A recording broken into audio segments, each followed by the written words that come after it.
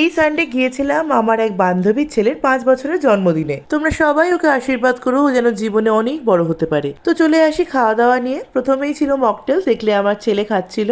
আর তারপর ছিল স্টার্টারে fish ball আর chicken কাবাব, যেটা দুটোই খেতে ভীষণ সুন্দর হয়েছিল।